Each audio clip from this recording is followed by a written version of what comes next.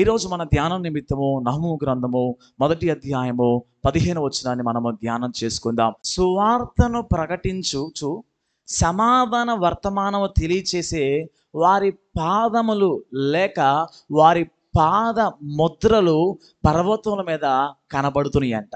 Praise the lord, హల్లెలూయా. 2000 సంవత్సరాల క్రితము మన దేశానికి ఒక వ్యక్తిని దేవుడు పంపించాడు. ఎవరాయన? తోమా గారు.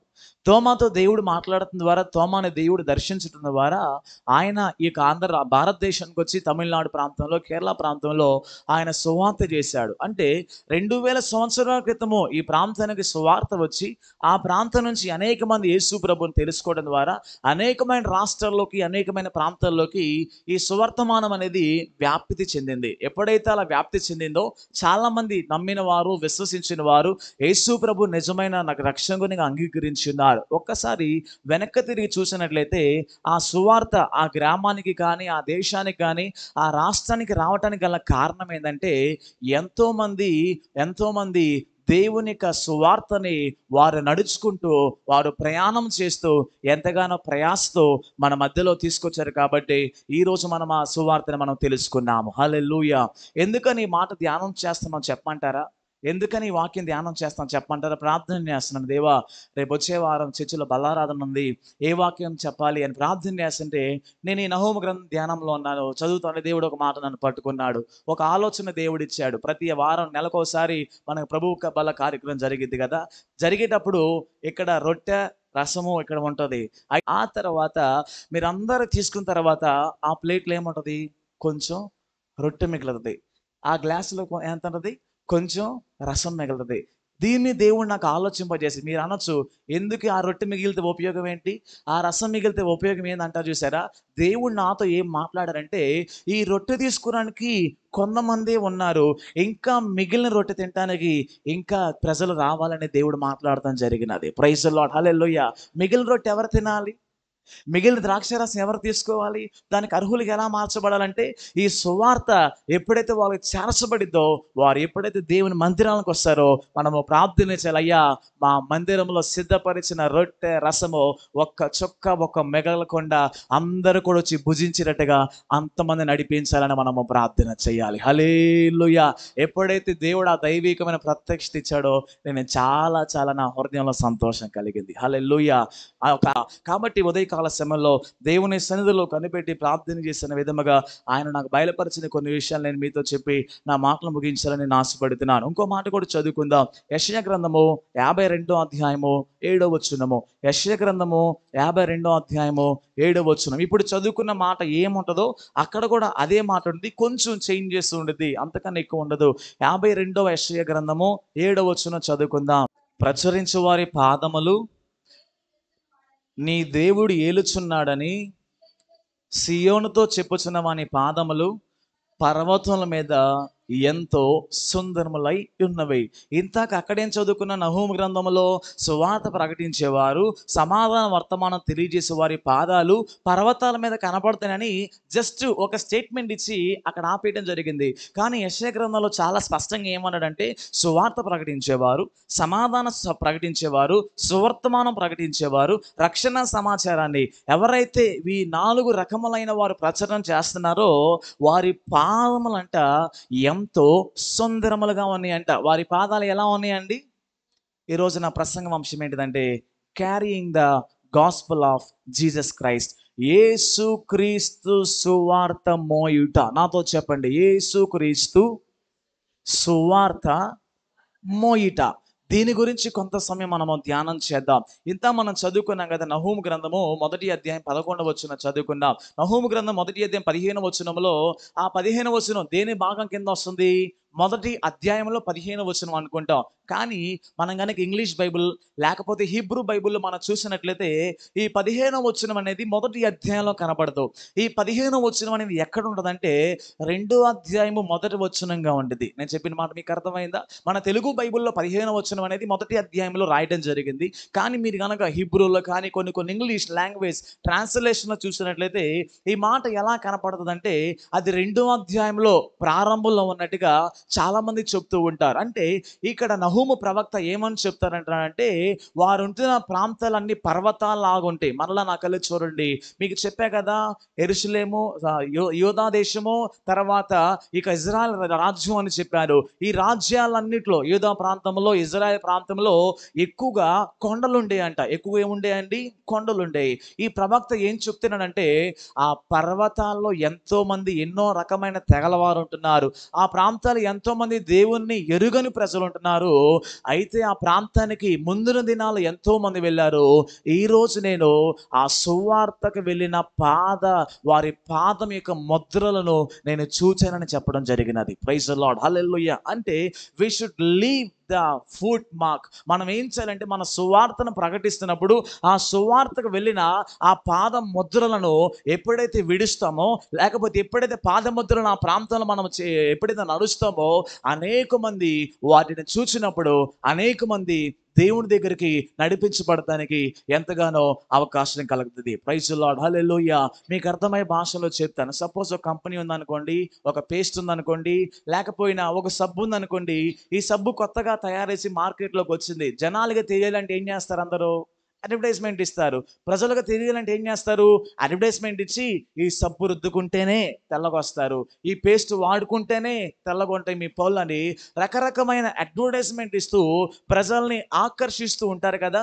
ప్రజల్ని ఆకర్షిస్తుంటారు. ప్రజలకి ఆ వస్తువులు లేకపోతే ఆ మెటీరియల్ వాడమని ఎలా అయితే కొన్ని కోట్లు ఖర్చు పెట్టి అడ్వర్టైజ్మెంట్కి ఇస్తూ ఉంటారో, ఇప్పుడు యేసు ప్రభు సువర్తమానం గురించి అడ్వర్టైజ్మెంట్ ఎవరు ఇవ్వాలి?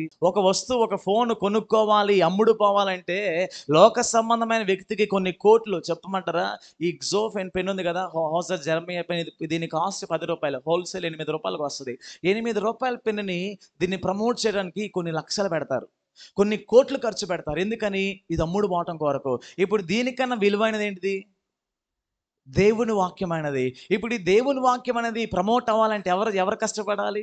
ఈ దేవుని వాక్యం అనేకమైన స్థలాల్లోకి వెళ్ళాలంటే ఎవరు ప్రయాసపడాలంటే, ఆ బాధ్యత దేవుడు సంఘానికి ఇవ్వటం జరిగినది. హల్లెలూయా. అందుకే మార్కు సువార్తలు అంటాడు కదా, మార్కు సువార్త 16వ అధ్యాయము 15వ వచనం అంటాడు. మార్కు సువార్త 16:15 ఏమంటారంటే, మరియు మీరు సర్వ లోకమునకు వెళ్ళి సర్వ సృష్టికి సువార్తను ప్రకటించుడి. అంటే ఇప్పుడు ఈ యొక్క సువార్త ఎక్కడెక్కడ ప్రకటించాలండి? సర్వలోకము ప్రకటించాలి. మీరు ఎప్పుడైనా కొన్ని పేస్టుల మీద ఒకటి రాసి ఉంటుంది, కొన్ని సబ్బుల మీద ఒకటి రాసి ఉంటుంది, this is to be used only in India and Nepal. మీరు ఎప్పుడైనా కొన్ని సబ్బుల మీద చదువుకున్న పిల్లలు చూడొచ్చు, ఈ సబ్బుని కేవలం ఇండియాలో, నేపాల్లో మాత్రమే అమ్మాలి, వేరే ప్రాంతంలో అమ్మకూడదు అంటారు. కానీ సువార్త అలా కాదు. సువార్త ఎలా అంటే, ఈ సువార్తని సర్వ సృష్టికి, ఈ ప్రపంచంలో ఉన్న ప్రతి ప్రాంతంలోకి ఈ సువార్తను తీసుకుని వెళ్ళే బాధ్యత దేవుడు మనకు అనుగ్రహించి ఉన్నాడు. హల్లెలూయా. ఈ సువార్తను తీసుకెళ్తున్నప్పుడు యెషయా గ్రంథము 40వ అధ్యాయము, యెషయా గ్రంథము 40వ అధ్యాయము 9వ వచనంలో ఏమంటారంటే, ఈ సువార్తను మోస్తున్నప్పుడంట, ఈ సువార్తను మనము తీసుకుని వెళ్తున్నప్పుడంట, మనము బలముగా ప్రకటించాలంట, మనము భయపడక ప్రకటించాలంట. నాతో చెప్పండి, మనము సువార్త ప్రకటించేటప్పుడు బలముగా ప్రకటించాలి, భయం లేకుండా ప్రకటించాలి. దేవుని వాక్యం ఏం సెలవిస్తుందంటే, మనము బలముగా ప్రకటించాల్సింది ఏదైనా ఉన్నదా, లేక మనము భయపడకుండా ప్రకటించాల్సినది ఏమైనా ఉన్నదా అంటే, అది ఏదైనా ఉందంటే అది యేసు ప్రభు సువర్తమానమైనది. ప్రైజ్ ది లార్డ్, హల్లెలూయా. చాలా మంది ఈ లోక సంబంధమైన పాన్ పరాకు జీవితాన్ని నాశనం చేస్తుంది, సిగరెట్ జీవితాన్ని నాశనం చేసిద్ది, మందు జీవితాన్ని పాడు చేసిద్ది. ఆ వాటి అడ్వర్టైజ్మెంట్ ని ఎంతగానో భయపడకుండా చెప్తున్నారు, ఎంతగానో బలంగా చెప్తున్నారండి. అది శరీరాన్ని పాడు చేస్తుంది, భవిష్యత్తుని పాడు చేస్తుంది. అయినప్పటికీ కూడా ఆ పాడు చేసేదాన్ని వారు ఎంతగానో భయం లేకుండా చెప్తున్నారు. మన జీవితాలను బాగు చేసే దేవుని వాక్యము కూడా మనము భయం లేకుండా మనము చెప్పాలి. హల్లెలూయా. అనేకమైన బ్రతుకులు, అనేకమైన కుటుంబాలను కట్టే దేవుని వాక్యము, అనేకమైన హృదయాల్లో దేవుని వాక్యాన్ని ద్వారా వారి హృదయాల్లో, వారి కుటుంబాల పరిస్థితులు మార్చగలిగేది దేవుని వాక్యం అనేది. కాబట్టి ఈ వాక్యాన్ని మనం కూడా చేయాల్సిన ప్రార్థన ఏంటంటే, నేను ఎక్కడ ఉన్నప్పటికీ యేసయ్య, నా ప్రయాణములైనా, నా పని పాటలైనా, నా ఉద్యోగాలైనా, నేను ఎక్కడికి వెళుతున్నప్పుడు కూడా నేను బలముగా నీ సువార్త నేను ప్రకటించాలి. హల్లెలూయా. నేను భయము లేకుండా సువార్త ప్రకటించాలి అని ఎప్పుడైతే మనము తీర్మానం తీసుకుంటామో అట్టి కృప దేవుడు మనకి ఆయన అనుగ్రహించే దేవుడై ఉన్నాడు. హల్లెలూయా. కాబట్టి మీకు డౌట్ వచ్చి ఇంత నుంచి పాస్టర్ గారు సువార్త అన్నాడు. సువార్త అంటే అర్థం ఏంటంటే మత్తయి సువార్తలో ఒక మాట ఉండేది. మార్కు సువార్త 1:15 ఈ సువార్త అనేది ఒక్క మాటలో అక్కడ ఉంటుందండి. మీరు అనుకోవచ్చు, పాస్టర్ గారు అండి మీరు సువార్తను బలముగా చెప్పమంటున్నారు కదా, ప్రభు బలలో పాల్గొనడానికి మేమే కాదు ఇంకా అనేక మంది కూడా రావాలని చెప్తున్నారు. అసలు ఈ సువార్త అంటే ఏంటిదో మాకు చెప్పండి, బలముగా ఏం ప్రకటించాలి, ధైర్యంగా ఏం చెప్పాలి అని మీకు డౌట్ వచ్చి ఉండొచ్చు. దానికి జవాబుగా మార్కు సువార్త 1:15 మనకు కనబడింది. సువార్త అనేది ఒక్క మాటలో చెప్పాలంటే ఏంటిదంటే, దేవుని రాజ్యము సమీపించినది, మారు మనసు పొంది సువార్త నమ్మండి అని ఎవరు చెప్పారు? యేసు ప్రభులు వారే చెప్పారు. హల్లెలూయా. యేసు ప్రభులు వారి నోటిలో నుంచి ప్రప్రథమంగా బయలుపరచబడిన మాట ఏంటిదంటే, దేవుని రాజ్యము సమీపించినది. ఇప్పుడు మనం చెప్పాల్సిన మాట, దేవుని రాకడ సమీపించినది. దేవుని రాకడ చాలా త్వరగా ఉన్నది. ఆ రాకడలో ఎత్తబడాలి, దేవునితో యుగయుగాలు ఉండాలంటే మీరు మారు మనసు పొందండి, మారు మనసు నిమిత్తం బాప్తిసం పొందండి, ఈ సువార్తను మీరు నమ్మండి అని అనేకమైన ప్రాంతాల్లోకి సువార్త చెప్పమని యేసు ప్రభులు వారు మనకి ఈ బాధ్యతని ఆయన మనకు అనుగ్రహించున్నారు. హల్లెలూయా. సో కాబట్టి ఈరోజు మనం చదువుకున్న లేఖనాంశాల నుంచి మూడు మాటలు చెప్పి నా మాటలు నేను ముగిస్తాను. ఈరోజు నా ప్రసంగం అంశం ఏమని చెప్పానండి? ప్రసంగం అంశం ఏం చెప్పాను? Carrying the gospel of Jesus Christ. Yesu ప్రభు సువార్తని మోయిట గురించి మనము ధ్యానం చేస్తున్నాం. మొట్టమొదటి మాట చెప్తాను, అందరూ ధ్యానంగా మంచిగా ఆలోచించండి. ఎవరే మాత్రమో నిద్రపోదు, చక్కగా వినవలసిందిగా ప్రభు తెలియజేసి. ఫస్ట్ మాట ఏంటంటే, సువార్తని మోయాలి. నాతో చెప్పండి, సువార్తని మోయాలి. రెండోది, సువార్తని తీసుకెళ్ళాలి. మూడోది, సువార్త ప్రకారంగా జీవించాలి. మరలా చెప్తాను, సువార్తని మోయాలి, రెండోది సువార్తని తీసుకెళ్ళాలి, మూడోది సువార్త ప్రకారంగా జీవించాలి. ఇది ఫస్ట్ మాట చెప్తాను, సువార్తని మోయాలి. మీ పక్కన వారు చెప్పండి, అమ్మా నువ్వు సువార్తని మోయాలి అని చెప్పండి పక్కన వాళ్ళకి. అయ్యా నువ్వు సువార్తని మోయాలి అంటే అర్థం ఏంటిది? మోయటం అంటే అర్థం ఏంటిదండి? మన భారం మీద లేకపోతే మన భుజంల మీద ఇప్పుడు నేను బియ్యం కట్ట మోస్తున్నాను అంటే అర్థం ఏంటిది? నా భుజాల మీద ఏదో ఉందని. కుటుంబం భారము, కుటుంబ బాధ్యత అంటారు, అది ఎక్కడ బయటికి కనపడదు. షోల్డర్స్ మీద అది ఆ బాధ్యత, ఆ బరువు మనకు కనపడుతుంది కదా. ఈ సువార్త మోయటము అంటే అర్థం ఏంటిదంటే, మన మీద, మన షోల్డర్స్ మీద ఒకవేళ కుటుంబము అనే భారం ఉందేమో, లేకపోతే అనేకమైన క్లిష్ట పరిస్థితులు అనే వాటిని మోసుకుంటా మనం నేరసిల్లిపోతున్నామేమో, అనేకమైన సమస్యలు మోసుకుంటూ ఇది నేను మోయలేను అనుకుంటున్నామేమో. ఒక్కసారి ఆ సమస్యలన్నీ పక్కన పెట్టేసి, ఆ ఇబ్బందులన్నీ పక్కన పెట్టేసి, నీ భుజముల మీద సువార్త అనే భారాన్ని మోసుకొని చూడు, దేవుడు కార్యం చేయకపోతే అప్పుడు నన్ను అడుగు. Praise the lord. హల్లెలూయా. నేను చెప్పిన మాట మీకు అర్థమైందా? ఈ సమస్య ఇది సువార్త అనుకోండి, ఇది నాకు ప్రాబ్లమ్స్ అనుకోండి. ఈ ప్రాబ్లమ్స్ నేను మోస్తూ ఉన్నా, మొయ్యలేకపోతున్నా, కింద పడిపోతున్నా. మీ జాన్ బన్యన్ యాత్రికుడి ప్రయాణంలో ఒక వ్యక్తి మీకు కనపడతారు. ఎప్పుడైనా ఆ సినిమా చూసారు? యాత్రికుని ప్రయాణం, క్రిస్టియన్ సంబంధించిందే. యాత్రికుని ప్రయాణంలో ఒక ఆయన ఫస్ట్ దేవుడు నమ్ముకుంటాడు, తర్వాత దేవునికి దూరం అవుతాడు. దేవునికి దూరం అయ్యి తన మీద మోయలేని చిన్న మూట స్టార్ట్ అవుతుంది. అలా చిన్న మూట పెద్ద మూట అయిపోయి చివరికి ఏమైపోయిందంటే ఆ మూటను కూడా మోయలేని స్థితిలో ఉంటాడు జాన్ బన్యన్. ఆయన చాలా మార్గాలు గుండా వెళ్తాడు, ఎన్నో క్లిష్ట పరిస్థితులు గుండా వెళ్తాడు, కానీ ఎవరు కూడా తన మీద ఉన్న భారాన్ని తొలగించేవారు ఎవరు లేరు. చివరికి ఒక రోజు ప్రయాసతో, భారంతో ఏడుస్తూ ప్రయాణం చేసుకుంటూ చివరికి సిలువ దగ్గరికి వచ్చారండి. జాన్ బన్యన్ రాసిన ఒక స్టోరీ, ఆయన చెరసాల నుండి స్టోరీ రాశాడు.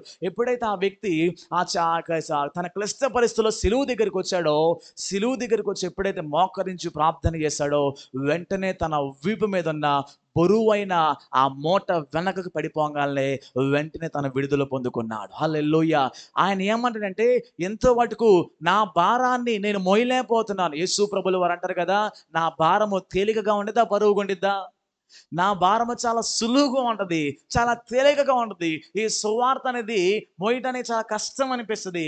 కానీ ఈ సువార్తని, మన సమస్యల్ని రెండు పక్కన చేసుకుంటే మన సమస్యలే భారంగా ఉంటాయి. కానీ దేవుని సువార్త ఎప్పుడు భారముగాను బరువుగాను ఉండదు. ప్రైజ్ ది లార్డ్, హల్లెలూయా. కాబట్టి మొదటి మాట ఏం చెప్పాలని ఆశపడుతున్నానంటే, మనము సువార్తను మోసేవారుగా ఉండాలి. అందుకే అంటాడు కదా, మొదటి కొరింథీయులకు రాసిన పత్రిక 9వ అధ్యాయం 16వ వచనంలో ఒక మాట ఉంటుంది. మొదటి కొరింథీయులకు రాసిన పత్రిక 9:16. ఈ రోజు మన భుజం మీద ఏమి పెట్టుకొని మనము భారం మోస్తున్నాం అనేది ఆలోచించాలి. ఈ రోజు మన భుజాల మీద, మన మీద ఏమి పెట్టుకొని మనము ముందుకు వెళ్తున్నాం అని ఆలోచించాలి. పౌలు భక్తుని అడిగాం అనుకోండి, పౌలు గారండి మీ భుజంల మీద ఏం పెట్టుకొని మోస్తున్నారు? పౌలు గారండి మీరు ఏం మోస్తున్నారంటే ఆయన ఒక మాట అంటాడు, నేను సువార్తను ప్రకటించున్నాను, నాకు అతిశయ కారణం ఏమీ లేదు. మొదటి కొరింథీ 9:16. సువార్తను ప్రకటింపవలసిన భారము నా మీద మోపబడింది. అందులో నాతో ఈ మాట చెప్పండి, సువార్తను ప్రకటింపవలసిన భారము నా మీద మోపబడి ఉన్నది. అయ్యో, నేను సువార్తను ప్రకటింపబోయినడలా నాకు శ్రమ. పౌలు భక్తుని అంటున్నాడు కదా, అయ్యా దేవుడు నా మీద ఏ భారం పెట్టారంటే సువార్త ప్రకటించే భారం దేవుడు నా మీద పెట్టి ఉన్నాడు. హల్లెలూయా. ఎప్పుడు మనం గుర్తు పెట్టుకోవాలి, ఎప్పుడు మనము ప్రార్థన చేయాలి, యేసయ్యా నేను ఎక్కడికి వెళ్ళినా సరే నీ సువార్తను మోసే వ్యక్తిగా ఉండాలి. నాతో చెప్పండి, యేసయ్యా నేను ఎక్కడికి వెళ్ళినా నా జీవితాంతము నీ సువార్త అనే భారాన్ని నేను మోయాలి. హల్లెలూయా. ఎప్పుడైతే మనము సువార్తను మోసుకుంటూ వెళ్తామో, ఎప్పుడైతే సువార్తని మనము మన భుజం మీద పెట్టుకొని వెళుతూ ఉంటామో, దీనిని చూచిన వారు అనేకులకు ప్రకటిస్తున్నప్పుడు దేవుడు అనేక మందికి రక్షణ గురించి, అనేక మంది మారు మనసుని గురించి, అనేక మంది ప్రభు రాజ్యానికి వారసులు అవడానికి దేవుడు సహాయం చేసి దేవుడు అయి ఉన్నాడు. హల్లెలూయా. సో కాబట్టి మొదటి మాట ఏమేం చేయాలని చెప్పానంటే, మనము సువార్తని మోయాలి. ఒక విషయాన్ని మీకు చూపిస్తాను. 2వ సమూయేలు గ్రంథము 15వ అధ్యాయము 24వ వచనము. 2వ సమూయేలు గ్రంథము 15వ అధ్యాయము 24వ వచనము చదువుకుందాం. ఎంతమంది ఈ మాట అబ్జర్వ్ చేశారు? 15:24లో లేవీయులు అందరూ దేవుని మందసాన్ని మోస్తున్నారంట. మోసిన తర్వాత ఏం చేస్తారంట? దేవుని మందసాన్ని దించారంట. ఈ మాటను చాలా బాగా మీరు అబ్జర్వ్ చేయండి. మనము సువార్త అనే భారము మన మీద పెట్టుకున్నప్పుడు, సువార్త అనే భారాన్ని మనము మన భుజముల మీద ఎత్తుకున్నప్పుడు మనము నడుచుకుంటూ వెళ్ళాలి.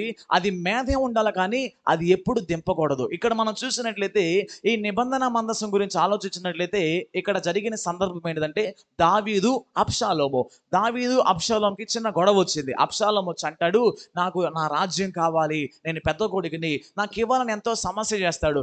వెంటనే దావీదు రాజు ఏం చేస్తారంటే, వీడికి రాజ్యం అయిపోతే నన్ను చంపేస్తాడని దావీదు రాజు, తనతో పాటు ఉన్న ఫాలోవర్స్, తనను ప్రేమించేవారు, తన సహకారులు ఉన్నవారు కొన్ని వేల మంది, కొంత సమూహము ఆ దేశాన్ని విడిచిపెట్టేసి దావీదు రాజు అనే ఆయన అరణ్యంలోకి వెళ్తున్నాడు. దావీదు రాజు ఎక్కడికి వెళ్తున్నాడు అని చెప్పాను? అరణ్యంలోకి. దేనికోసం వెళ్తున్నాడు? అబ్షాలోము చంపుతా అంటున్నాడు. అబ్షాలోము నాకు రాజ్యం కావాలంటున్నాడు. అలా వాళ్ళు ప్రయాణం చేస్తుంటే వారితో పాటు లేవీలు వచ్చారు. ఆ లేవీలు వస్తూ ఏం చేశారంటే, దేవుని నిబంధన మందసాన్ని వారు మోసుకొని వచ్చారు. ప్రైజ్ ది లార్డ్, హల్లెలూయా. ఎక్కడి నుండి ఎక్కడికి మోసుకొని వచ్చారని చెప్పాను? ఈ దావీదు ఉంటున్న రాజ్యంలో నుంచి వారు తప్పించుకోవడం కొరకు కొంతమంది ప్రజలు ఈ దేవుని మందసాన్ని మోసుకుంటూ వచ్చి చివరికి ఏమి చేస్తారంటే దేవుని మందసాన్ని దించారంట. దేవుని వాక్యం సెలవిస్తుంది, ఎన్నడూ లేవీలు తమ భుజం మీద ఉన్న మందసం అనేది కిందగా దింపకూడదు. అది దింపబడవలసిన స్థలము ఏదైనా ఉన్నదంటే, దేవుని మేఘము ఎప్పుడైతే ఆగిద్దో అప్పుడే మందసాన్ని కింద దించాలి. దేవుని మేఘము, దేవుని మహిమ వాళ్ళు నడిపిస్తున్నప్పుడు నిర్గమాకాండంలో ఆ దేవుడు ఎక్కడ చెప్తే అక్కడే ఆగాలి, ఎక్కడ ప్రత్యక్ష గుడారం కట్టాలో ఆ స్థలంలో దించాలి. కానీ మీరు చూసినట్లయితే వారు దేవుని మందసాన్ని మోస్తూ ఎంతగానో భారము అనిపించి మందసాన్ని కిందకి దించేశారంట. ప్రైజ్ ది లార్డ్, హల్లెలూయా. ఒక్కోసారి మన పరిస్థితి కూడా ఎలా ఉంటుందంటే, ఈ మాటలని మీకు చెప్పే ముందు దేవుడు నాతో మాట్లాడాడు. దేవుడు ముందుగా నన్ను హెచ్చరించారు. దేవుడు నాకు అనేకమైన విషయాలు దేవుడు నన్ను హెచ్చరించడం ద్వారా, నన్ను సరి చేసి నన్ను బలపరచడం ద్వారా ఈరోజు ఈ మాటలు మీ ముందుకు తీసుకొని రావడం జరిగినది. సంఘమైన మనము దేవుడు మనకిచ్చిన ఈ బాధ్యత, ఈ సువార్త, ఈ దేవుని మందసాన్ని ఎప్పుడైతే మన భుజముల మీద పెట్టుకుంటామో మనము చనిపోయేంత వాటికి ఆ సువార్త భారము పక్కన పెట్టకూడదు. ప్రైజ్ ది లార్డ్, హల్లెలూయా. మనము చనిపోయేంత వాటికి మనం భుజముల మీద ఉన్న ఈ సువార్తని పక్కన పెట్టకూడదు, అది కిందకి దించకూడదు. ఎప్పుడైనా దించవలసింది వస్తే మన చివరి తుది శ్వాస అప్పుడే మనం దించాలి. హల్లెలూయా. ఒక పాస్టర్ గారు ఇలా చెప్పారు, we should never take retirement in preaching the gospel. దేవుని సువార్త చెప్పే విషయంలో ఎప్పుడు మనము రిటైర్మెంట్ అంటే అర్థం ఏంటిది? పదవిరమణ. దేవుని సువార్త చెప్పే విషయంలో పదవిరమణ చేయకూడదంట. దేవుని సువార్త చెప్పే విషయంలో పదవిరమణ చేయకూడదు. దేవుని సువార్త చెప్పే విషయంలో మనం చనిపోయేదాకా మనం వెళ్తూనే ఉండాలి. వీళ్ళకి ఎందుకని మందసాన్ని కింద పెట్టారంటే, ఎందుకని వీళ్ళు మందసాన్ని కింద పెట్టేశారంటే, వారికి మందసంలో ఉన్న శక్తిని వాళ్ళు గ్రహించాల. మందసంలో ఉన్న ప్రభావాన్ని, మందసంలో ఉన్న దేవుని యొక్క ఆ శక్తిని వాళ్ళు, దేవుని మహిమను వాళ్ళకి సరిగా వాళ్ళు అనుభవించలేకపోయారు కాబట్టి మందసాన్ని కింద పెట్టారు. మీకు చూపిస్తాను ఒక మాట. యెహోషువ గ్రంథము 3వ అధ్యాయం చదువుకుంటే, యెహోషువ గ్రంథం 3వ అధ్యాయం 15వ వచనంలో ఇక్కడ సందర్భం కనబడుద్ది. యెహోషువ గ్రంథము 3వ అధ్యాయం 15వ వచనంలో ఒక సందర్భం ఏం కనబడుతుంది అంటే, అప్పుడు ఆ మందసమును, యెహోషువ 3:15, అప్పుడు ఆ మందసమును మోయువారు యొర్దానులో దిగిన తర్వాత మందసమును మోయు యాజకులు కాళ్ళ నీటి అంచున మునిగగానే పైనుండి పారు నీళ్లు బహు దూరమున సారెతు నొద్దనున్న ఆదామును పురమునకు దగ్గరగా ఏకరాశిగా నిలిచెను. లవణ సముద్రమును ఆరాబా సముద్రమునకు పారునని బొత్తిగా ఆపబడెను. ఎంత గొప్ప విషయం అండి. యెహోషువ గ్రంథము 3వ అధ్యాయం 15వ వచనంలో ఏం కనపడిందంటే, ఇజ్రాయెల్ ప్రజలు ఐగుప్తు నుంచి కానానుకు వస్తున్నారు. ఒక 40 సంవత్సరాల పాటు మోషే నడిపించాడు. తర్వాత ఆయన ప్రభువుల దగ్గరికి వెళ్ళిపోవడం జరిగింది. ఇప్పుడు ఇజ్రాయెల్ ప్రజలందరినీ ఎవరు నడిపిస్తున్నారు? ఇజ్రాయెల్ ప్రజలు ఎవరు నడిపిస్తున్నారు? నేను కాదు. ఎవరు నడిపిస్తున్నారు? నువ్వా? కాదు. యెహోషువ అనే ఒక సేవకుడు ఇజ్రాయెల్ సంఘాన్ని నడిపిస్తున్నాడు. అలా నడిపిస్తున్న సమయంలో వారికి ఎదురేమొచ్చిందంటే యొర్దాను నది వచ్చింది. ఎదురేమొచ్చిందండి? యొర్దాను నది వస్తే ఎలా దాటాలి?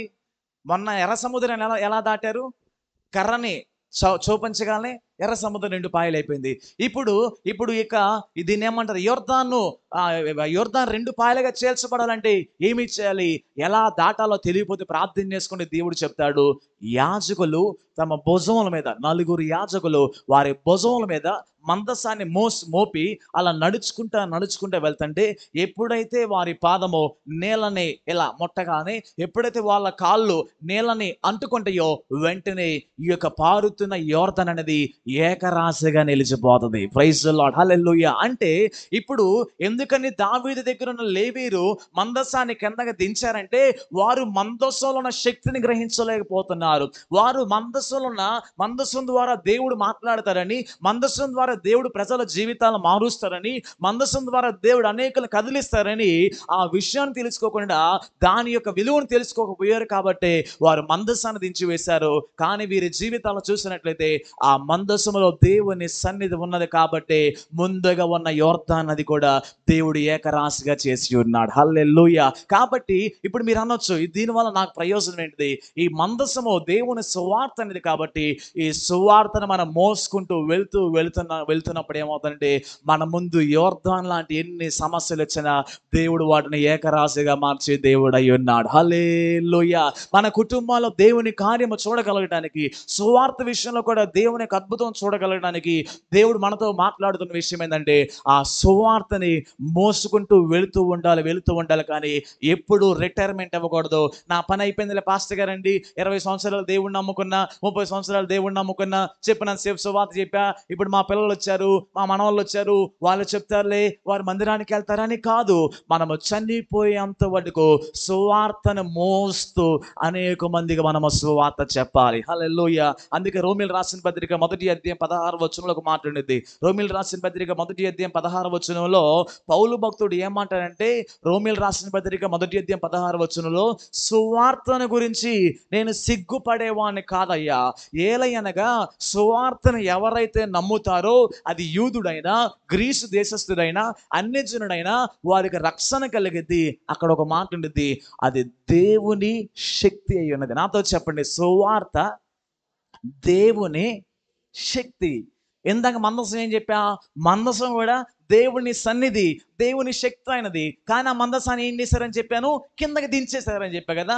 ఈ రోజుల్లో కూడా మనము కూడా సువార్తను మీద పెట్టుకున్నాము, సువార్తను కూడా మన భుజాల మీద మనం మోపుకున్నాము. కానీ కొన్ని కొన్ని పరిస్థితుల ద్వారా మన భుజముల మీద ఉన్న సువార్త భారాన్ని దించివేస్తున్న గుర్తుపెట్టుకోవాలి. ఎంతమంది అయితే సువార్తని మోస్తూ వెళ్తుంటారో వారందరి జీవితాలు దేవుని శక్తిని చూచేవారై ఉన్నారు. హల్లెలూయా.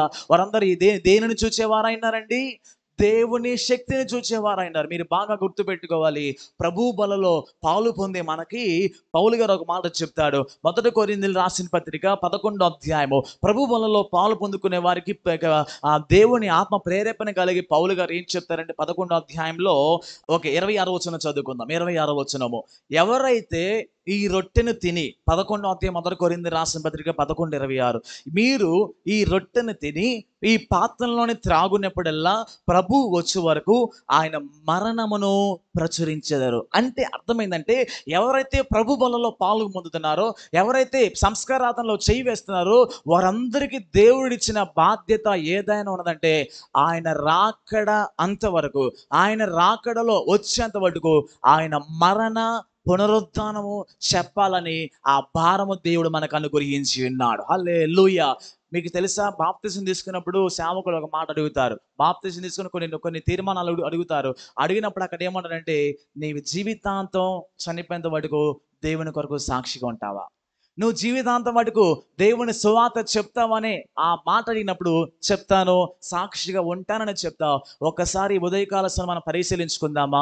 అయ్యా, నేను ఒకవేళ నీ సువార్త చెప్తానని తీర్మానం తీసుకున్నా, నీ సువార్త అనే భారము నా భుజముల మీద నేను పెట్టుకుంటాను అని తీర్మానం తీసుకున్నా, కొన్ని దినాలు నడిచా, కొన్ని సంవత్సరాలు ప్రయాణం చేశాను, ఇప్పుడు అలసట వచ్చేసింది, ఇప్పుడు నా వల్ల కావట్లా, నీ సువార్తని నా భుజముల మీద నుంచి కిందకి పెట్టానయ్యా, నన్ను క్షమించండి అయ్యా, మరలా ఈరోజు నాతో మాట్లాడా కాబట్టి నీ సువార్తని నా భుజముల మీద నేను మొయ్యాలని తీర్మానం మనం తీసుకోవాలి. హల్లెలూయా. చెప్దామా? యేసయ్యా, నా జీవితం అంతా నేను చనిపోయేంత వరకు నీ సువార్తని నా భుజముల మీద నేను మోస్తూ అనేకుల సువార్త ప్రకటించాలి. హల్లెలూయా. ఇది నేను చెప్పలా, ఇది ఎవరు చెప్పలేదండి.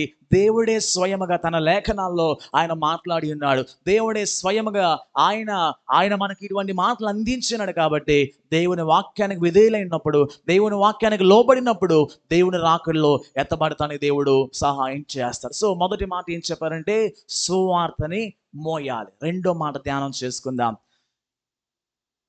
సువార్తని తీసుకొని వెళ్ళాలి. నాతో చెప్పండి, సువార్తను మోయాలి. రెండోది, సువార్తను తీసుకుని వెళ్ళాలి. ఈ మాటను మీరు చాలా చాలా బాగా అబ్జర్వ్ చేయండి. ఇంతకు ఒక మాట చెప్పా కదా, సువార్త ప్రకటించేవారు, సమాధాన వర్తమానం ప్రకటించేవారు, రక్షణ వర్తమానం ప్రకటించేవారు, వారి పాదాలు ఏమైనా చెప్పాను, సుందరములు అని చెప్పా కదా. దీన్ని మరొక విధంగా ఎలా చూడాలంటే, వారి పాదములని మరొక విధంగా ఎలా అర్థం చేసుకోవచ్చు అంటే, వారి పాద ముద్రలు. Praise the lord. హల్లెలూయా. ఇప్పుడు నేను ఇలా నడుచుకుంటూ వెళ్ళానంటే మీరు నన్ను వెళ్ళిన సంగతి చూడాల, కానీ నాకు ముద్రలు మీరు చూస్తారు కదా. అలానే రెండో మాట ఏం చెప్తానంటే, సువార్తని తీసుకుని వెళ్ళాలి. అంటే అర్థమైందంటే, ఎప్పుడైతే సువార్త భారం మన మీద పెట్టబడదో అలా మన మీద పెట్టబడి అక్కడే నిలబడడం కాదు, మన మీద పెట్టబడి అలా ఉండడం కాదు, కానీ ఈ సువార్తని మనము తీసుకొని వెళుతున్నప్పుడు మనము చూడవలసిన విషయము, మనం అర్థం చేసుకోవాల్సిన విషయము, జ్ఞాపకం చేసుకునే విషయం ఏంటంటే, నా వెనక ముద్రలు వేయబడ్డవి. Praise the lord. హల్లెలూయా. ఆ ముద్రలు ఎందుకంటే, ఆ పాత ముద్రలు ఎందుకంటే, నువ్వు వెళ్ళిపోయిన తర్వాత నీ వెనక ఎవరో ఒకరు వస్తారు, నీ వెనక దేవుడు నమ్ముకున్న వారు వస్తారు. ఆల్రెడీ ఆ ప్రాంతంలో సువార్త ప్రకటించారు కాబట్టి ఎవరైతే దానిని చూస్తారో వాళ్ళు యేసు ప్రభు నమ్ముకుంటారు. హల్లెలూయా. కాబట్టి రెండో మాట గురించి ఒక మాట మీకు చూపించాలనుకుంటున్నాను. చదువుకుందాం. ఎఫెసీ రాసిన పత్రిక 6వ అధ్యాయము 15వ వచనము. ఇప్పుడు దేవుని సువార్తని తీసుకొని వెళ్ళాలంటే మన పాదములంట దేవుని సువార్త కొరకు పరిగెత్తాలంట. 16వ వచనం 6:15 అంటాడు. ఎఫెసీ రాసిన పత్రిక 6:15 ఏమంటారంటే, పాదములకు సమాధాన సువార్త వలనైన సిద్ధ మనసును జోడు తొడుగుకొని నిలవరుడి. అంటే అర్థమైందంటే దేవుని బిడ్డలైన మనము మన పాదాలకి సువార్త వలన సిద్ధ మనసు. అంటే మన పాదాలు ఎక్కడికి పరిగెత్తాలని ఇష్టపడాలి? మన పాదాలు సువార్త ప్రకటించడం కొరకు మన మన పాదాలు పరిగెత్తాలి. అందుకే సామెతల గ్రంథం మొదటి అధ్యాయం 16వ వచనం ఏమన్నాడంటే, చాలా మంది అంట కీడు చేయటానికి వారి పాదాలు పరిగెత్తుతున్నాయి. మొదటి అధ్యాయం 16వ వచనం అంటాడు, చాలా మంది కీడు చేయడానికి వారి పాదములు పరిగెత్తుతున్నవి. ఇప్పుడు మన పాదాలు పరిగెత్తడానికి కీడు చేయడం కోసం పరిగెత్తాలా? సువార్త ప్రకటించడం కొరకు పరిగెత్తాలా? నేను చెప్పే మాటలు ఎంతమంది ఆలకిస్తున్నారండి? మన పాదములు పక్కన వాడిని నాశనం చేయడం కొరకు పరిగెత్తాలా? లేకపోతే మన పాదాలు పక్కనోడిని సర్వనాశనం చేయడానికి, లేకపోతే వారి కుటుంబంలో గొడవలు పెట్టడానికి పరిగెత్తాలా? లేక మన పాదములు సువార్త ప్రకటించడానికి పరిగెత్తాలని ఇప్పుడు ఆలోచించాలి. ప్రైజ్ ది లార్డ్, హల్లెలూయా. అందుకే ఒక మాట ఉంది కదా, ఆ ఇంటి సంగతులన్నీ ఈ ఇంటికి మోసేవం. అంటే అర్థమైంది, కాళ్ళకి చెప్పులు ఏమి వేసుకుందంటే ముసలమ్మ ముచ్చట్లనే చెప్పులు వేసుకుంది. ముసలమ్మ ముచ్చట్లనే చెప్పులు వేసుకొని ఈ చెప్పులు ఆ ఇంటికి వెళ్ళినాయి. ఆ ఇంటికి వెళ్ళి ఇడిచినాయి. ఇడిచిన తర్వాత అమ్మ ఇదిగో చెప్పులు వేసుకొచ్చా, ఆ ఇంటి సంగతులన్నీ ఈ ఇంటికి మోసావమ్మ, పొరుగింటి విషయాలన్నీ చాటింపు వేసావమ్మ. అంటే ఇప్పుడు ఆ కుటుంబం గురించి ఈ కుటుంబం గురించి మనము ఇటువంటి ముచ్చట్లు చెప్పడానికి పరిగెత్తకూడదండి. ముచ్చట్లు లేకపోతే ఆ విషయాలు, ఆ అమ్మాయి గురించి తెలిసిందా నీకు, వాళ్ళంట మొన్న ఇట్ట జరిగిందంట, వాళ్ళ అల్లుడు వాళ్ళ కోళ్ళు ఎట చేసిందంట, ఇంట్లోంచి వెళ్ళిపోయిందంట, తెలియదా, వాళ్ళ అబ్బాయి మొన్న ₹1,00,000 పోగొట్టాడంట. అంటే మనకి వారి గురించి వీరి గురించి మనం మాట్లాడడం కాదు, దేవుని బిడ్డలైన మనము ఎక్కడికైనా ప్రయాణమై వెళుతున్నామంటే అర్థమైందంటే, నేను ఎక్కడికి వెళ్ళినా సరే నేను సువార్త నాతో పాటు నేను తీసుకుని వెళ్ళాలి. హల్లెలూయా. మనము ప్రార్థన చేద్దాం. యేసయ్య, నా పాదములకు సమాధాన సువార్త వలన సిద్ధ మనసు అనే జోడు నేను తొడుక్కోవాలి. అంటే సిద్ధ మనసు అనే చెప్పులు నేను ధరించి ఏ ప్రాంతంకి వెళ్ళినా సరే నీకు సువార్త నేను ప్రకటించాలని అట్టి తీర్మానం మనం తీసుకోవాలి. హల్లెలూయా. మీకు ఒక మాట చెప్పాలని అనుకుంటున్నారు. ఒక పక్క సువార్తను ప్రకటించడానికి చెప్పులేసుకుని వెళ్తున్నారు, మరొక పట్ల దేవుని సువార్తకి వ్యతిరేకంగా చెప్పడానికి చెప్పులు వేసుకుని వెళ్తున్నారు. ఈ మా కొంతమంది వ్యక్తులేమో సువార్త చెప్పడానికి బయలుదేరారు, కొంతమంది ఏమో సువార్తని తప్పుద్రోవ పట్టించడానికి కొంతమంది వెళ్తున్నారు. మీకు చూపిస్తాను ఆ మాట. చదువుకుని నహూము గ్రంథం చదివితేనే మనకు అర్థమవుతుంది. ఈ మాట నేను బయట నుంచి తీసుకుని కాబట్టి నహూము గ్రంథం నుంచే నేను మీతో చెప్తున్నాను. ఈ యొక్క అధ్యాయం అంతా స్పష్టంగా మంచిగా ధ్యానం చేస్తుండగా దేవుడు ఇచ్చిన కొన్ని ఆలోచనలు. మొదటి అధ్యాయం 11వ వచనం అంటాడు, నినివే యెహోవా మీద దురాలోచన చేసి వ్యర్థమైన వాటిని బోధించువాడొకడు నీలో నుండి బయలుదేరుచున్నాడు. మనలా జాగ్రత్తగా చూడండి. మొదటి అధ్యాయం 11వ వచనంలో, నినివే యెహోవా మీద దురాలోచన చేసి వ్యర్థమైన వాటిని బోధించువాడు నీలో నుండి ఒకడు బయలుదేరుతున్నాడు. 15వ వచనం ఇప్పుడు చదవండి. సువార్త ప్రకటించుచు సమాధాన వర్తమానము తెలియచేవాని పాదములు పర్వతముల మీద కనబడుచున్నవి. అంటే అర్థమైందంటే, రెండు గుంపు ప్రజలు ప్రయాణం ప్రారంభించారు. ఒక గుంపు ప్రజలేమో యెహోవా మీద దురాలోచన చేస్తున్నారు, రెండో గుంపు ప్రజలేమో సువార్త చెప్తున్నారు. ప్రైజ్ ది లార్డ్, హల్లెలూయా. ఈరోజు యూట్యూబ్ ఓపెన్ చేస్తే ఏం వినపడుతుంది తెలుసా మీకు? ఈరోజు యూట్యూబ్ ఓపెన్ చేస్తే ఏం కనపడుతుంది తెలుసా? దేవుని సువార్త మీద వ్యతిరేకమైన మాటలు, వాక్యాన్ని వక్రీకరిస్తూ, వాక్యాన్ని సరిగా విభజించకుండా చాలా చాలా వాక్యానికి విరుద్ధమైన బోధలు కనబడుతున్నాయి. ఈ రోజుల్లో చాలా మంది ఎలా ఉన్నారంటే, ఓ పక్క నిజమైన సేవ చేసి సువార్త ప్రకటిస్తున్నారు, మరొక పక్క అదే లెవెల్లో, అదే ఫోర్స్లో, అదే ఉత్సాహంతో సువార్తకు వ్యతిరేకంగా ఎంతో మంది వెళ్తున్నారు. వీరు దేవుని ఏర్పాట్లు ఉన్న సువార్త ప్రకటించే వారి సేవ స్థిరపరచబడితే, దేవుని ఏర్పాట్లు లేకుండా అది ఏ సువార్త అయినా, సువార్త అని పేరు చెప్పుకున్నా, లేకపోతే పాస్టర్ అని పేరు చెప్పుకున్నా, అది ఏది చెప్పుకున్నా సరే అది స్థిరపరచబడదు, అది ఒకరోజు నాశనం అయిపోతుంది. ప్రైజ్ ది లార్డ్, హల్లెలూయా. మనము బాగా గుర్తుపెట్టుకోవాలి. ఇక్కడ జరిగిన సందర్భం మీకు చెప్తాను. యెహోవా మీద దురాలోచన, ఇక్కడ ఒక మంచి పాజిటివ్ చెప్పేసి నేను వేరే వైపు వెళ్తాను. ఇక్కడ జరిగిన సందర్భం ఏంటంటే, నహూము గ్రంథం ఎవరికి రాశారని చెప్పాను? యోధా వారికి రాశారని చెప్పా. నహూము గ్రంథం యోధా వారికి ఎందుకు రాశారని చెప్పాను? యోధా మీదకి ఈ యొక్క అస్సీరీయులు వచ్చి పట్టుకోవాలని చెప్పా కదా. ఈ 11వ వచనం ఏముంటదంటే, కొంతమంది ప్రజలంట 15వ వచనం ప్రకారంగా నీ పండగలు ఆచరించాలి, నీ మొక్కుబళ్ళు చెల్లించాలని ఒక మాట ఉంది కదా.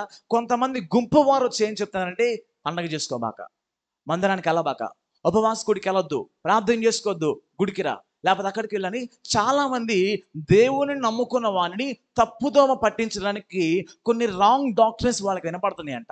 ఇక నహూము గ్రంథంలో మనం చూసినట్లయితే చాలా మంది వచ్చి ఏం చెప్తున్నారంటే, ఆ సీరియన్లు వచ్చి మిమ్మల్ని పట్టుకెళ్ళిపోతారు, మీరు చెరసాలకు వెళ్ళిపోతారు, చెరసాల నుంచి మీకు విడుదల కలగదు, మీ పిల్లలు మీ కుటుంబాలు నాశనం అయిపోతాయని ఒక పక్క నుంచి చెప్తుంటే 15వ వచనం అంటారు, సువార్త ప్రకటిస్తున్నారు, సమాధానమైన వర్తమానం. అంటే అర్థమైందంటే మరొక పక్క దేవుడు తన సేవకులు లేపుకొని ఈ క్లిష్ట సమయంలో బిడ్డలకి బలపరచడానికి దేవుడు లేపుకున్నాడు. Praise the lord, hallelujah. ఆ సువర్తమానం వీరికి ఏంటిదంటే, మీ మీదకి శత్రులు రారు.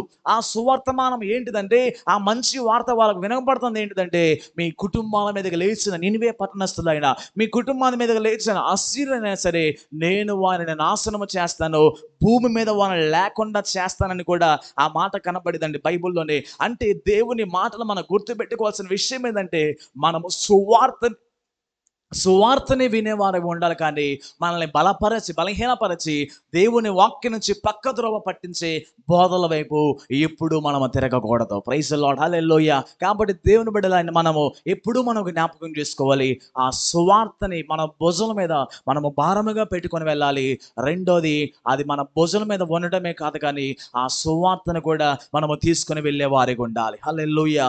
మీకు కొన్ని విషయాలు ఒక మాట మీకు చూపించి నేను ముందుకు వెళ్ళాలనుకుంటున్నాను. 2 సమూయేలు గ్రంథము 6వ అధ్యాయము 6వ వచనం చదువుకుందాం. 2 సమూయేలు గ్రంథము 6వ అధ్యాయము 6వ వచనం చదువుకుంటే, ఈ సువార్త ప్రకటించే క్రమంలో ఒక చిన్న సమస్య ఉంది. ఈ సువార్త ప్రకటించే క్రమంలో చిన్న సమస్య ఎదుర్కొంటాం. 2 సమూయేలు 6వ అధ్యాయము 6వ వచనం చదువుకుందాం. వారు నాకోను కళ్ళం దగ్గరకు వచ్చినప్పుడు ఎడ్లకు కాలు జారినందున ఉజ్జా చేయి చాపి దేవుని మందసమును పట్టుకొనగా. మరలా చూద్దాం, అందరు చూడండి. నాకోను కళ్ళము దగ్గరకు వచ్చినప్పుడు ఎడ్లకు కాళ్ళు జారినందున ఉజ్జా చేయి చాపి దేవుని మందసమును పట్టుకొనగా. ఈ మాట మీరు చాలా జాగ్రత్తగా అబ్జర్వ్ చేయాలి. మన మీద సువార్తని పెట్టుకున్నాం భారముగా. రెండోది ఏం చెప్పాను, సువార్తని తీసుకుని వెళ్ళాలని చెప్పా కదా. ఈ సువార్తని తీసుకుని వెళ్ళే క్రమంలో కాలు జారిద్ది. నేను చెప్పిన మాట అందరూ జాగ్రత్తగా ఆలకించండి. ఈ మందసాన్ని లెక్క ప్రకారంగా మనం చూసినట్లయితే, ఈ మందసాన్ని లెక్క ప్రకారంగా నలుగురు యాజకులు మొయ్యాలి. కానీ ఇక్కడ ఎవరు మోస్తున్నారు? ఎడ్లు మోస్తున్నాయి. వాక్య ప్రకారంగా అలా మొయ్యకూడదు, కానీ ఎడ్లు మోస్తున్నాయి. కానీ ఇక్కడ మనం చూసినట్లయితే ఎడ్లు మోస్తూ మోస్తూ మోస్తూ ఎడ్లు కాలు జారింది అంట. ఇంత మీకు మనం ధ్యానం చేసుకున్న యెహోషువ గ్రంథంలో యాజకులు తమ పాదములు నీళ్ళను తగలంగానే ఏమైంది? జారి కింద పడ్డారా?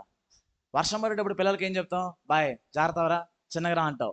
ఒకవేళ వర్షం పడేటప్పుడు నడుచుకుంటూ వెళ్తాం అనుకోండి, ఇట్లాంటి పాలిష్ బండ్ల మీద కానీ టైల్స్ మీద కానీ వాటి మీద వెళ్ళొద్దయ్యా, జాగ్రత్తము, లేకపోతే చెప్పులు వేసుకుని చెప్తాం. ఇప్పుడు వారి పాదములను దేవుడు స్థిరపరిచాడు కాబట్టే వారు ఆ నీళ్ళలో పడిపోలేదు, జారిపోలేదు. అలా ముందుకెళ్ళగానే దేవుడు ఏకరాశిగా చేశాడు అని మనం ధ్యానం చేసుకున్నాం. హల్లెలూయా. రెండో భాగంలో మనం చూసినట్లయితే, ఈ మందసాన్ని మోస్తున్న ఎడ్లు కాలు జారింది అంటే అర్థమైందంటే, పై వచనంలోనేమో సువార్త దించేసామని చెప్పాం. రెండో దాంట్లో మనం ఆలోచిస్తే, చాలాసార్లు సువార్త ప్రకటించే సమయంలో ఎక్కడో అక్కడికి మనము కూడా జారిపోతుంటాము. ప్రైజ్ ది లార్డ్, హల్లెలూయా. ఎక్కడికో అక్కడికి మనం ఆత్మీయ జీవితంలో వెనక్కి వెళ్ళిపోతుంటాం. ఎక్కడికో అప్పుడప్పుడు మన సువార్త ప్రకటించే విషయంలో మనము కాలి జారుతున్న పరిస్థితుల్లో అనేకమైన సార్లు వెళుతూ ఉంటాము. మనము గుర్తుపెట్టుకోవాల్సిన విషయం ఏంటంటే, నీ సువార్తను ప్రకటిస్తున్నప్పుడు నా కాళ్ళను స్థిరపరచని మనము ప్రార్థన చేయాలి. హల్లెలూయా. నా విశ్వాసాన్ని స్థిరపరచాలని ప్రార్థన చేయాలి. నా ఆత్మీయ జీవితం స్థిరపరచండి అయ్యా. నీ సువార్త ప్రకటించేటప్పుడు ఎక్కడ వెనుతిరగకూడదని మనము ప్రార్థన చేసుకోవాలి. హల్లెలూయా. ఎప్పుడైతే మనము అలా ప్రార్థన చేసుకుంటామో, ఎప్పుడైతే మన కాలు జారకుండా, మన కుటుంబాలు జారిపోకుండా, ఆత్మీయంగా వెనకబడిపోకుండా ఆ సువార్తను తీసుకొని వెళ్తున్నప్పుడు అనేకమైన ప్రాంత ప్రజలకు వెళ్తున్నప్పుడు అనేక మంది యేసు ప్రభు గురించి తెలుసుకుంటారు. హల్లెలూయా. అంత మాత్రమే కాకుండా మనకి వ్యతిరేకమైన అనేకమైన పరిస్థితులు వస్తూ ఉంటవి, మనకు వ్యతిరేకంగా ఎన్నో సమస్యలు వస్తూ ఉంటవి. ఎన్నో వస్తుంటున్నప్పటికీ కూడా ఎక్కడ కాళ్ళు జారిన పరిస్థితుల్లోకి మనం రాకూడదు. చిన్న ఎగ్జాంపుల్ చెప్తాను. ఎందుకని ఎడ్లకి కాళ్ళు జారిందో చెప్పమంటారా? ఆకలేసింది. ఎందుకు ఎడ్లకి కాలు జారిందో చెప్పమంటారా? అది నడుచుకుంటా మందసాన్ని మోస్తుంది, కానీ తన దృష్టి అనేది ఒక్కసారిగా పచ్చ గడ్డి మీదకి వెళ్ళిపోయింది. మీరు ఎప్పుడైనా గేదెలు చూసారా? ఒకవేళ తోళ్ళు నాన్న వారికి అనుభవం ఉండేది. నేను అప్పుడప్పుడు కుందిరపాలన చూస్తుంటా. మేకలు గొర్రెలు ఉంటాయి, పొలానంతా మేస్తాయి. తిరిగి వచ్చేటప్పుడు ఏం చేస్తాయి? దారిలో కూడా ఎక్కడైనా కనపడింది అనుకోండి మళ్ళా అటు వెళ్ళిపోతాయి. అంటే అంటే వాటికి ఏంటంటే ఎంత పచ్చగడ్డిని చూసినా కూడా దానికి ఇంకా తృప్తి ఉండదు, తినాలనిపిస్తుంటది. ఈ ఎడ్లు కూడా ఏమని అంటే వాటికి ఆహారం ఉంది, అవి మంచిగా తిన్నవి, మందసాన్ని మోస్తున్నవి, మోస్తూ మోస్తూ మోస్తుందంటే వెంటనే తన దృష్టి అనేది పక్కనున్న పచ్చగడ్ల మీద వైపు, లోకం వైపు వెళ్ళంగానే వెంటనే జారిపోయింది. ప్రైజ్ ది లార్డ్, హల్లెలూయా. సువార్తను మోస్తున్న మనము, సువార్తను తీసుకొని వెళ్తున్న మనము ఒక్కోసారి కొన్ని పరిస్థితుల ద్వారా లోకానికి ఆకర్షించే వారికి అవుతాము, లేకపోతే సాతానుడు మనల్ని మోసం చేసే పరిస్థితులు కొంటే వెళ్తుంది. ఎప్పుడైతే అలా వెళ్తున్నామంటే గుర్తుపెట్టుకోండి, ఎక్కడో మనము కాలు జారుతున్నాము, ఎక్కడో వెనకడుగు పడుతున్నాం. ఈరోజు ప్రభు మనలో చేయబోతానుగా మనము ప్రార్థన చేద్దాం. యేసయ్య, నా స్పిరిచువల్ లైఫ్లో నేను ఎక్కడైనా సరే కాలు జారిన అనుభవం గుండా వెళ్ళానేమో నన్ను జ్ఞాపకం చేసుకోండి. నేను ఏ ప్రాంతంకి వెళ్ళినా సరే నీ సువార్తని మోసుకుంటే వెళ్ళాలని మనము ప్రార్థన చేయాలి. హల్లెలూయా. మూడోది చెప్పేసి ప్రార్థన చేసుకుందాం. మొదటి కొరింథీ రాసిన పత్రిక 9:14. నేను చెప్తున్న మాటలు మీ అందరికి అర్థమవుతున్నాయని ఆశపడుతున్నాను. మొదటి కొరింథీయులకు రాసిన పత్రిక 9వ అధ్యాయం 14 వచనం చదువుకుందాం. అలాగున సువార్త ప్రచురించువారు సువార్త వలన జీవింపవలనని ప్రభువు నియమించినాడు. ఈరోజు 3 విషయాలు ధ్యానం చేస్తాం. ఫస్ట్ మాట ఏం చెప్పాను? సువార్తని మొయ్యాలి. రెండోది సువార్తని తీసుకెళ్ళాలి. మూడోది సువార్త ప్రకారంగా జీవించాలి. హల్లెలూయా. సువార్త ప్రకారంగా జీవించాలి అంటే మనం ఏదైతే బోధిస్తామో, ఏదైతే మనం నమ్ముతామో, ఏదైతే విశ్వసిస్తామో, ఏ దేవుడినైతే ఆరాధన చేస్తామో, ఏ సువార్తనైనా చేత పట్టుకున్నామో ఆ సువార్త ప్రకారముగా జీవించాలని ప్రభువు నియమించాడంట. ఎవరు నియమించారండి? ప్రభువే ఒక నిర్ణయించాడు, ప్రభువే నియమించాడు. ఏమని చెప్పారంటే ఎవరైతే సువార్తని మోసుకెళ్తారో, ఎవరైతే ఈ సువార్తను తీసుకెళ్తారో, ఎవరైతే ఈ సువార్త నమ్ముతారో, ఎవరైతే ఈ సువార్తను ప్రకటిస్తారో వారందరూ చేయాల్సిన పని ఏంటిదంటే ఆ సువార్త ప్రకారంగా వారు జీవించాలి. హల్లెలూయా. కాబట్టి దేవుని బిడ్డలైన మనము కూడా యేసు ప్రభు నమ్ముకున్న మనము యేసు ప్రభు నమ్ముకున్న వారిగా ఉండాలి, కానీ లోకస్తుల్లాగా మనం ఉండకూడదు. యేసు ప్రభు నమ్ముకున్న వారమి, దేవుణ్ణి ఎందు నమ్మికించిన వారమి, అలా ఆత్మీయ బిడ్డలుగా కనపడాలి, కానీ లోక సంబంధమైన వ్యక్తులుగా మనం కనపడకూడదు. మన ఆలోచన లోక సంబంధమైన వ్యక్తులుగా మనం ఆలోచించకూడదు. మన మాట తీరు, మన ఉండే విధానము ప్రతిది కూడా ఏది రిఫ్లెక్ట్ అవ్వాలంటే క్రైస్ట్నే మనం రిఫ్లెక్ట్ చేయాలి. ప్రతి విషయంలో కూడా యేసు ప్రభులు వారు ఎలా చెప్పారో ఆ వాక్య ప్రకారంగా మనం వెళ్ళాలి, కానీ వాక్యానికి భిన్నముగా మనం ఎప్పుడూ ఉండకూడదు. హల్లెలూయా. అందుకే పౌలు భక్తుడు ఒక మాట అంటాడు. పౌలు భక్తుడు 2 కొరింథీ 3వ అధ్యాయం 3వ వచనం ఒక మాట ఉంటుంది. 2 కొరింథీ 3వ అధ్యాయం 3వ వచనం ఏమన్నాడంటే మీరు క్రీస్తు యొక్క పత్రికలు అయి ఉన్నారంట. ఏమైనారంటే మనము 2 కొరింథీ 3:3 అంటాడు కదా, లాస్ట్ లైన్, మా పరిచర్య మూలముగా రాయబడిన క్రీస్తు పత్రిక అయి ఉన్నాము. ఒక వ్యక్తి ఇలా చెప్పాడు, ఒక పాస్టర్ గారు. బైబిల్లో మొత్తం ఎన్ని సువార్తలు ఉన్నాయి? బైబిల్ ఎన్ని సువార్తలు ఉన్నాయండి? 5 4? 4. ఏమేంటి? మత్తయి సువార్త, మార్కు సువార్త, లూకా సువార్త, యోహాను సువార్త. 5వ సువార్త కూడా ఉందంట. 5వ సువార్త ఎవరంటే మనమై ఉన్నామంట. Praise the lord, hallelujah. ఆ పాస్టర్ గారు ఏం చెప్పారంటే అన్ని జనులకి ఈ 4 సువార్తల గురించి తెలియదు, అన్ని జనులకి ఈ 4 సువార్తల గురించి ఎప్పుడు చదవలా వినలా, కానీ వారికి 5వ సువార్త బాగా తెలుసు. వాళ్ళు 4 సువార్త చదవలేకపోయినా 5వ సువార్త అయినా నిన్ను చదువుతారు. కాబట్టి నువ్వు ఏ ప్రాంతంలో ఉన్నా, మనం ఏ ప్రాంతంలో ఉన్నా 5వ సువార్తమైన మనము, క్రీస్తు పత్రిక అయిన మనము ఎక్కడికి వెళుతున్నా, ఎక్కడ తిరుగుతున్నా మనము యేసు ప్రభు నమ్ముకున్న వానిగానే జీవించాలి. హల్లెలూయా. ఒక్కోసారి నాకు బాధ వేసింది, కొంతమంది బిడ్డలను చూసినప్పుడు, కొంతమంది కుటుంబాలు చూసినప్పుడు వాళ్ళు ఎంత దారుణంగా ఉంటారంటే కనీసం యేసు ప్రభు నమ్ముకున్న వారే నయం అనిపిస్తుంది. ప్రైజ్ గాడ్, హల్లెలూయా. కొన్ని కుటుంబాలు నాకు చూపించినప్పుడు అనిపిస్తుంది, అసలు యేసు ప్రభు నమ్ముకున్న వాళ్ళే కుటుంబాలు ఎంత సమాధానంగా ఉన్నారు, అసలు యేసు ప్రభు నమ్ముకున్న వాళ్ళే కుటుంబంలో కొట్టుకోకుండా ప్రశాంతంగా ఉన్నారు, యేసు ప్రభు నమ్ముకున్న వారే ఎంతగానో న్యాయంగా నీతి నిజాయితీగా నడుస్తున్నారు, వీళ్ళందరూ యేసు ప్రభు పేరుకి వెళ్తున్నారు, పేరు నమ్ముకుంటా ఉన్నారు, కానీ అంత లోక ప్రకారం చేస్తారండి. ఈరోజు మనం ప్రశ్న చేసుకోవాలి, ఈరోజు మనం పరిశీలన చేసుకోవాలి. నేను యేసు ప్రభు యొక్క క్రీస్తు పత్రికగా ఉన్నానా, నేను వాక్య ప్రకారంగా ఉన్నానా, లేకపోతే దేవుని బిడ్డగా కాకుండా నా ఇష్టానుసారంగా అని మనం పరిశీలన చేసుకోవాలి. ఒక మాట చెప్పేసి ప్రార్థన చేస్తాను. మొదటి సమూయేలు గ్రంథము 4వ అధ్యాయంలో అక్కడ విషయం కనపడుతుంది. మొదటి సమూయేలు గ్రంథము 4వ అధ్యాయంలో అక్కడ ఏం కనపడుతుంది అంటే అక్కడ ఏలీ కుమారులు ఇద్దరు కనపడతారు. ఏలీ కుమారులు ఇద్దరు కనపడతారు. ఏమవుతుందంటే ఇజ్రాయెల్ దేశం మీద కంట యుద్ధం అనేది వచ్చిందంటండి. 4వ అధ్యాయము 4వ వచనంలో చూసినట్లయితే యుద్ధం రాగానే హోఫ్నే ఫినెహాస్ అని ఇద్దరు వ్యక్తులు మనకు కనపడతారు. హోఫ్నే ఫినెహాసు ఇద్దరి వివాహాలైనవి. వివాహం కాకముందు జారత్వం చేశారు, వివాహం అయినాక వ్యభిచారం చేశారు. వాళ్ళు అయినప్పటికీ కూడా దేవునికి నమ్మకంగా, దేవునికి నీతి కరంగా నడవలేదు. ఎంతగానో అవిధేయకరంగా వాళ్ళు నడవడం జరిగిందండి. కానీ మనం చూసినట్లయితే అక్కడ దేవుని మందసాన్ని మోసుకొని వెళ్ళారు, దేవుని మందసాన్ని తీసుకొని వెళ్ళారు. అక్కడ జయం వచ్చిందా, ఓడిపోయారా? అందరు నా కళ చూడండి. హోప్నే ఫీనేహాసు దేవుని మందసాన్ని మోసారు, దేవుని మందసాన్ని యుద్ధానికి తీసుకెళ్లారు. ఆ యుద్ధంలో గెలిచారా, ఓడిపోయారా? దేనికి చెప్పమంటారా? ఆ సువార్త ప్రకారం జీవించలేదు కాబట్టి వాళ్ళు ఓడిపోయారు. ఆ మందస్సం ప్రకారంగా జీవించాల, ఆ మందస్సులోని వాక్య ప్రకారంగా, ధర్మశాస్త్రం ప్రకారంగా వారు నడవలేదు. దేవునికి వ్యతిరేకంగా ఉన్నారు కాబట్టి సువార్త మోసినా, సువార్త తీసుకెళ్ళినా సరే చివరికి ఒక్క రోజులోనే ఆ కుటుంబంలో నలుగురు వ్యక్తులు మరణించున్నారు. కాబట్టి మనం జ్ఞాపకం చేసుకోవాల్సిన విషయం ఏంటంటే, మనం మందసం మోయటం ఎంత ప్రాముఖ్యతో, మందసాన్ని తీసుకుని వెళ్ళటం ఎంత ప్రాముఖ్యమో, సువార్తను మోయటం ఎంత ప్రాముఖ్యమో, సువార్తను తీసుకుని వెళ్ళటం ఎంత ప్రాముఖ్యమో, దానితో పాటుగానే మనము సువార్త ప్రకారం జీవించడం కూడా అంతే ప్రాముఖ్యమైనది. హల్లెలూయా. అందుకే పేతురు భక్తుడు ఒక మాట అంటాడు, మీ భర్తలని భార్య యొక్క ప్రవర్తన ద్వారా మార్చివేయచ్చంట. చెప్పాలనుకున్న ఒకే ఒక మాట, మీ ప్రాంత ప్రజలు యేసు ప్రభువుని నమ్ముకోవాలంటే మూడో మాట గుర్తుపెట్టుకోండి. మీరు పని పాటలు కానీ, మీరు చేస్తున్న ఉద్యోగాలు ఉన్నవారు కానీ యేసు ప్రభువుని నమ్ముకోవాలంటే ఒకే ఒకటి, మూడోది ఏం చెప్పాను?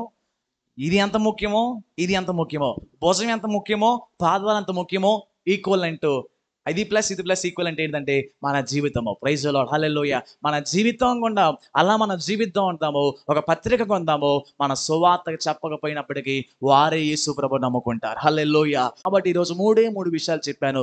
క్రీస్తు యేసు సువార్త మనము మోయాలి. ఫస్ట్ మాట, క్రీస్తుని సువార్తను మోయాలి. రెండోది, క్రీస్తు సువార్త రెండోది తీసుకుని వెళ్ళాలి. మూడోది, క్రీస్తు సువార్త ప్రకారంగా ఎప్పుడైతే మనం జీవిస్తామో, మనం జీవించిన తర్వాత కొన్ని స్టెప్స్, ఫుట్ ప్రింట్స్ వెనకబడతాయి. ముందు జనరేషన్స్లో కూడా మనం ఒక మాదిరికరంగా మార్చబడతాము. అనేక మంది యేసు ప్రభు దగ్గరకు వస్తారు. అప్పుడు ఈ ప్రభు బలలో ఒక్క మొక్క కానీ, ఒక చిన్న డ్రాప్ కానీ మిగలకుండా ప్రతి వారు కూడా పాల్గొంటారు. అట్టి కృప దేవుడు మనకి, మన సంఘానికి అనుగ్రహించును గాక. మోకరించండి, ప్రార్థన చేసుకుందాం.